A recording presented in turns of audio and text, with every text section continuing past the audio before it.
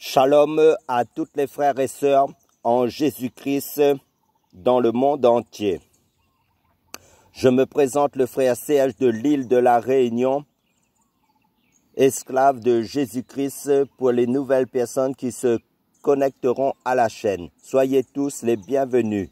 Notre partage du jour concerne le commencement en Jésus-Christ. Prions avant d'apporter le message. Frères et sœurs, Père, merci pour l'œuvre de la croix de ton Fils Jésus-Christ. Merci pour tes hauts faits, tes bienfaits dans nos vies. Oh mon Dieu, mon roi, car c'est toi qui es le maître des temps et des circonstances. Oh mon Dieu, mon roi, tu es au commencement de toutes choses dans nos vies en tant que disciples de Christ, enfants de Dieu. Car c'est toi qui nous as fait naître de nouveau, naître d'en haut par ton esprit, Seigneur, en ton Fils Jésus-Christ. C'est toi qui nous as convaincus par ton Saint-Esprit du péché, de jugement, de justice, ô Père Saint. Dans le nom puissant du Seigneur Jésus-Christ, conduis-nous par ton Saint-Esprit dans ta message, Père Saint, à la compréhension de ta parole pour que nous soyons encore édifiés, renouvelés, encore plus en Jésus-Christ depuis notre engagement en ton Fils Jésus-Christ. Pour ta gloire, Papa, dans le nom puissant du Seigneur Jésus-Christ. Amen. Comme vous le savez, en ce premier jour de janvier 2023, nous commençons une nouvelle année. Donc, c'est un recommencement, un commencement en Jésus-Christ. Car Jésus-Christ est le maître des temps et des circonstances. Car la parole de Dieu nous dit que Jésus-Christ est l'Aleph et le Tav. C'est-à-dire, dans le livre de la Révélation, Jésus-Christ est le commencement et la fin. Parce que Jésus-Christ aussi, dans le livre de la Révélation, chapitre 19 de l'Apocalypse, verset 13, nous dit que Jésus-Christ est la parole de Dieu. Et dans l'évangile de Jean, chapitre 1, si vous lisez la première épître de l'évangile de Jean, il nous est dit, au commencement était la parole et la parole était avec Dieu. Et la parole était Dieu. Elle était au commencement avec Dieu et toutes choses ont été faites par elle. Et rien de ce qui a été fait n'a été fait sans elle. Donc nous voyons qu'au commencement, qui est Jésus-Christ, qui est la parole de Dieu, toutes choses ont été faites par la parole de Dieu.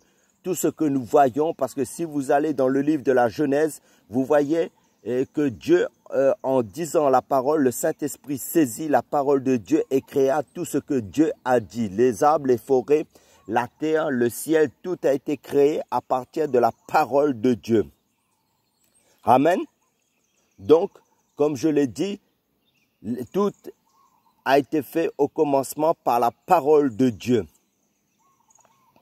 Toute la création, Dieu dit et tout s'est mis en place. Donc, la parole de Dieu nous dit aussi, Jésus-Christ est le même hier, aujourd'hui et éternellement. Si Jésus-Christ est le même au commencement et à la fin, ça veut dire Jésus-Christ est le commencement et la fin, l'Aleph et le Tav. Nous voyons que Jésus-Christ a voyagé durant toute la période de toute l'existence qui existe. C'est-à-dire que si nous lisons la Bible de Genèse Apocalypse, nous voyons que Dieu a planifié son calendrier dans le livre de l'Apocalypse, parce que la Genèse signifie le commencement et le livre de la Révélation nous révèle notre Dieu véritable, qui est Jésus-Christ. Donc, comme je l'ai dit, Dieu a planifié son calendrier dans la Bible. Parce que si vous voyez de 8 à peu près à 8 âges, de 8 dispensations, si nous décrivons aussi les âges dans le livre selon la révélation de Dieu, jusqu'à Genèse chapitre 2, le premier âge, l'homme, c'était l'âge de l'innocence. L'âge de l'innocence avec Adam et Ève avant la chute de l'homme. Et si vous lisez, ça c'était l'âge de l'innocence. Et l'âge de la loi morale, c'était après la chute d'Adam, Genèse chapitre 3. Et le troisième âge, c'était l'âge du gouvernement humain avec Nimrod. À partir de Genèse chapitre 10, 10 à 11. Et à partir de Genèse chapitre 12, Dieu fait alliance avec Abraham. C'est l'âge de la promesse. Dieu promet une postérité avec Abraham, par Adam. Et nous savons que Jésus-Christ est de la descendance physique selon la lignée d'Adam. La lignée d'Isaac plutôt. D'Adam, à partir d'Isaac. Car Jésus-Christ est né, parce que la Bible nous dit que le salut vient des Juifs. Donc à partir de la descendance d'Isaac. Et si vous lisez à partir aussi de le 5e âge, Genèse chapitre 19, c'est la loi mosaïque. Dieu donne la loi à Moïse. Et le 6e âge, c'est notre âge à nous, l'âge de l'Église. À partir de Actes des Apôtres chapitre 2. Et le 7e âge, c'est l'âge du Shabbat, du repos, du millénium, le règne de Christ pendant 1000 ans, à partir de Genèse, à partir de l'Apocalypse chapitre 20. Quand Satan va être lié pendant 1000 ans. Ce sera le règne de 1000 ans, le millénium avec Jésus-Christ. Et l'âge du renouvellement, c'est l'âge, Genèse chapitre 22, à peu près, et c'est l'âge où il y aura les nouveaux cieux, la nouvelle terre et la nouvelle Jérusalem. C'est l'âge de l'éternité. Donc vous voyez que il y a 8 âges, c'est-à-dire 8 dispensations selon le calendrier de Dieu, selon le planning de Dieu, selon les âges. Donc Jésus-Christ est le même hier, aujourd'hui, éternellement. Donc, durant toute cette dispensation que Dieu a planifiée selon son calendrier à lui, car Dieu a son calendrier selon son temps à lui, car Dieu est le maître des circonstances et du temps. Donc, Jésus-Christ est le même hier, aujourd'hui, éternellement. Et l'Église est née dans le 6e âge, qui est la fiancée de Christ en vue des noces de l'agneau de Dieu qui est imminent, car l'enlèvement de l'Église est imminent. Donc, comme nous commençons une nouvelle année depuis en ce jour du 1er janvier 2023, donc nous persévérons dans ce commencement en Jésus-Christ, car Jésus-Christ, comme je l'ai dit, est le même hier, aujourd'hui et éternellement.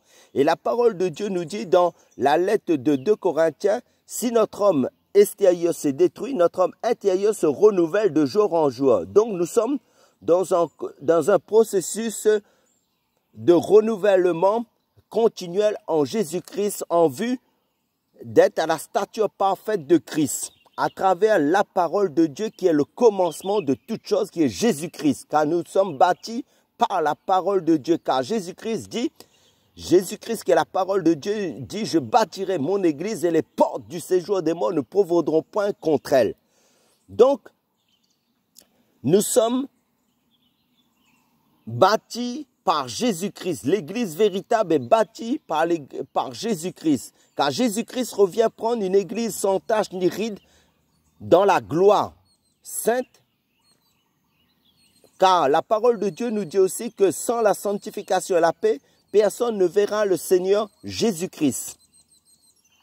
Car l'enlèvement est imminent pour les noces de l'agneau de Dieu. Et la parole de Dieu nous dit, dans le lettre de Jérémie aussi, les bontés de l'Éternel se renouvellent chaque matin. Donc, la parole de Dieu qui est le commencement sera aussi la fin. Donc, comme Jésus-Christ nous dit aussi, je vous laisse un commandement nouveau. Aimez-vous les uns les autres. Qui est à la fois un commandement ancien et nouveau. Ça veut dire quoi? Jésus-Christ est l'ancien des jours et Jésus-Christ est le vin nouveau en même temps. C'est-à-dire quoi? que Jésus-Christ ne change pas. Il est le même hier, aujourd'hui, éternellement. Et quand vous lisez l'évangile de Jean, chapitre 2, aux noces de Cana, qu'est-ce que Jésus dit? Jésus dit que, après avoir, aux noces de l'agneau, quand il a changé le vin, il a dit, vous avez gardé le bon vin jusqu'à maintenant. Et le bon vin, c'est le commencement qui est Jésus-Christ. Donc la parole de Dieu ne doit pas changer dans notre vie. Elle doit rester le même que ce que nous avons reçu au commencement, cet évangile pur, de ne pas tomber dans l'apostasie, de ne pas tomber dans le mensonge du diable, dans les doctrines des hommes, dans des commandements des hommes, qui est le mensonge du diable, mais de demeurer dans le commencement de toute chose, qui est la parole pure de l'évangile de Christ, de garder le bon vin, car celui qui est en Christ est une nouvelle créature. Les choses anciennes sont passées, voici toutes choses sont devenues nouvelles. Donc, nous sommes dans cette nouveauté de vie que nous devons demeurer, persévérer dans la parole pure de l'évangile de Christ que nous avons reçu au commencement. Donc, comme je l'ai dit, nous sommes au 1er janvier 2023, qui est une nouvelle année. Mais posons-nous la question, est-ce que nous sommes encore dans l'évangile pur de l'évangile que nous avons reçu au commencement depuis notre engagement avec le Seigneur Jésus, quand nous avons été baptisés du Saint-Esprit? Est-ce que posons-nous la question, est-ce que nous sommes sortis du chemin du commencement? Car au commencement était la parole, et la parole était avec Dieu, et la parole était Dieu. Elle était au commencement avec Dieu. Toutes choses ont été faites par elle, et rien de ce qui a été fait n'a été fait sans elle. Parce que le Saint-Esprit ne travaille pas en dehors de l'évangile pur, de la parole pure de Dieu. La question que nous devons nous poser sans cesse, est-ce que nous sommes dans la présence en continuité des choses de Dieu, des choses d'en haut que nous avons reçues au début, ou est-ce que nous sommes sortis de ce commencement? Ça veut dire du chemin que nous avons emprunté, qui est Jésus-Christ, l'évangile pur, où nous avons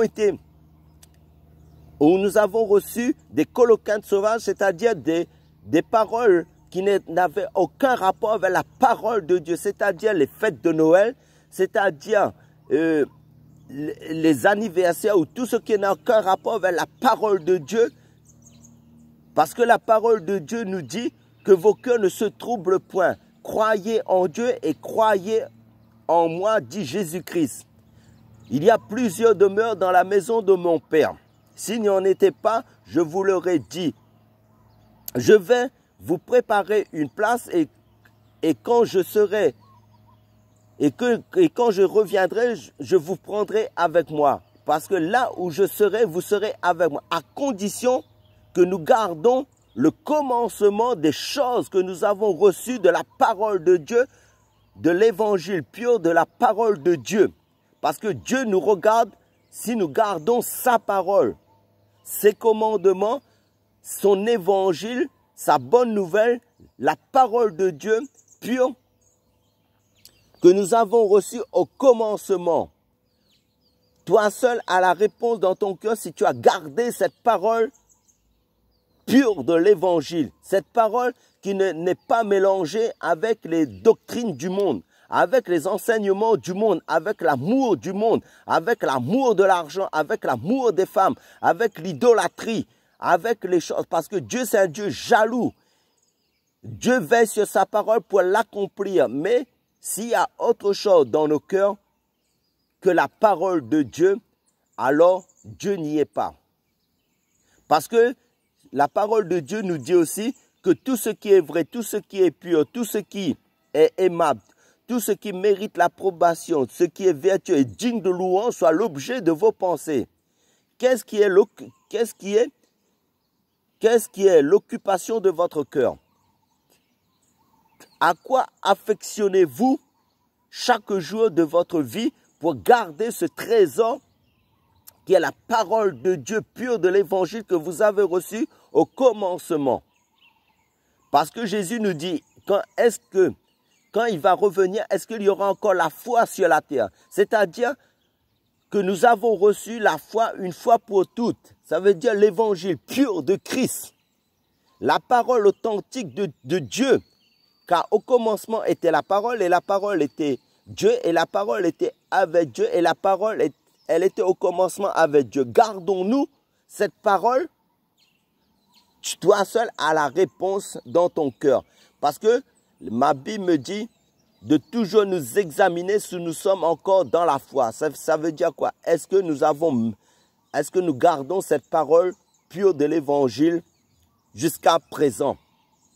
Ou est-ce que nous sommes sortis du chemin de la vérité?